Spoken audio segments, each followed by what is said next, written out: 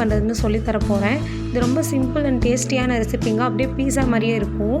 அதுக்கு முன்னாடி என் channel subscribe பண்ணலைன்னா மறக்காமல் சப்ஸ்கிரைப் பண்ணிடுங்க. இதுக்கு என்னென்ன தேவைன்னா, பிரெட் 4 துண்டுகள், முட்டை 4, வெண்ணெய் தேவையான அளவு, சீஸ் தேவையான அளவு, ஒரு பெரிய வெங்காயத்தை பொடிசாக நறுக்கி வச்சுருக்கேன்,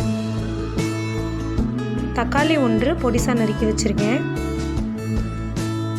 பச்சை மிளகாய் 1 பொடிசாக நறுக்கி வச்சுருக்கேன், பால் 2 டேபிள் ஸ்பூன், கொத்தமல்லி இலை தேவையான அளவு, அதாவது ஒரு கைப்பிடி அளவு, பெப்பர் பொடி 1/2 டீஸ்பூன், சுகர் 1/4 டீஸ்பூன், மிளகாய் பொடி 1/4 டீஸ்பூன், உப்பு தேவையான அளவு. வாங்க எப்படி பண்ணுறதுன்னு பார்க்கலாம்.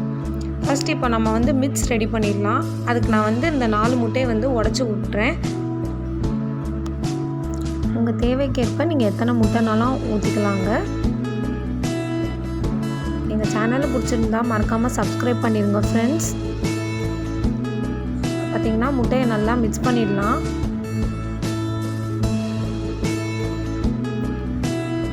நல்லா மிக்ஸ் பண்ணதுக்கப்புறம் நம்ம வச்சுருக்க இன்க்ரீடியன்ட்ஸ் எல்லாத்தையும் ஆட் பண்ணலாங்க.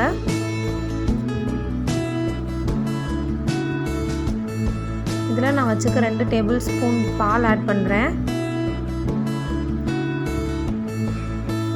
இப்போது தேவையான அளவு உப்பு ஆட் பண்ணிவிட்டு நம்ம வச்சுருக்க மிளகுத்தூள், மிளகாய்த்தூள், அப்புறம் சர்க்கரை எல்லாத்தையும் ஆட் பண்ணி ஒரு தடவை நல்லா மிக்ஸ் பண்ணிக்கோங்க. மிளகுத்தூள் நிறையா போட்டிங்கன்னா கொஞ்சம் நல்லா டேஸ்டியாக இருக்கும். சுகர் அண்ட் சால்ட் எதுக்கு ஆட் பண்ணுறோன்னா கொஞ்சம் ரொம்ப நல்லா ஆம்லெட் டேஸ்டியாக இருக்கும். இப்போது நல்லா மிக்ஸ் ஆனதுக்கப்புறம் ஆனியன் ஆட் பண்ணுறேன், தக்காளி ஆட் பண்ணுறேன். இதை ஒரு தடவை நல்லா மிக்ஸ் பண்ணிவிட்டு பச்சை மிளகாயும் போட்டுட்டு நம்ம நல்லா மிக்ஸ் பண்ணிடலாம்.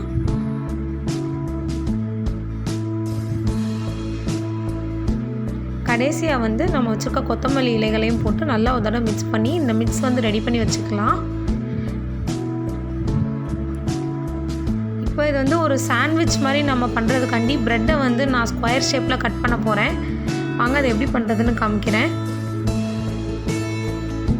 இப்போ பார்த்திங்கன்னா உள் பகுதியில் இருக்கிறத மட்டும் நான் கட் பண்ணி எடுத்துடுறேன்.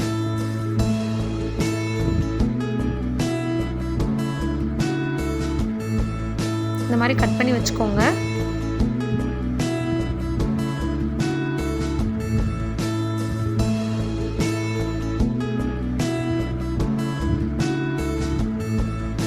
பார்த்திங்கன்னா இந்த மாதிரி நான் எல்லா ப்ரெட் துண்டுகளையும் கட் பண்ணி வச்சுட்டேன். இப்போ வாங்க ப்ரெட் ஆம்லெட் எப்படி பண்ணுறதுன்னு பார்க்கலாம்.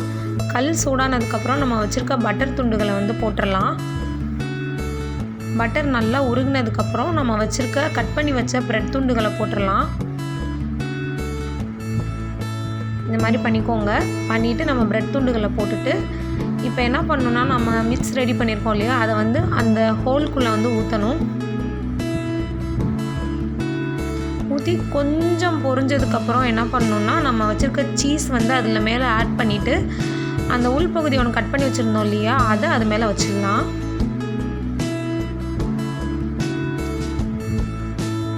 ஜஸ்ட் ஒரு 5 to 10 செகண்ட்ஸ் விட்டுருங்க. இப்போ அது மேலே நம்ம வச்சுருக்க அந்த மிக்ஸில் இருக்க காய்கறிகளெல்லாம் நம்ம ஆட் பண்ணிடலாம். ஸ்பூனில் எடுத்து இந்த மாதிரி அப்ளை பண்ணிவிடுங்க. அப்ளை பண்ணிவிட்டு திருப்பி போட்டுருங்க. திருப்பி போட்டுட்டு ஜஸ்ட் ஒரு 5 செகண்ட் வெந்ததுக்கப்புறம் எடுத்துருங்க. இப்போ பார்த்திங்கன்னா சூப்பராக இருக்கும். ஒரு சாண்ட்விச் மாதிரி இருக்கும் பார்க்க. உள்ளுக்குள்ளே அப்படியே சீஸ்லாம் உருகி இருக்கும். நல்லாயிருக்கும். உங்கள் குழந்தைகளுக்கெலாம் ரொம்ப பிடிக்கும் இந்த டிஷ்.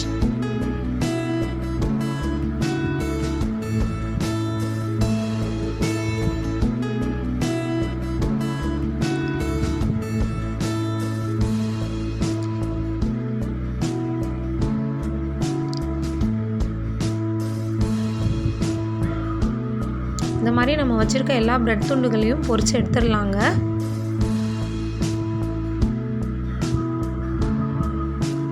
சீஸ் ஆட் பண்ணுறேன்.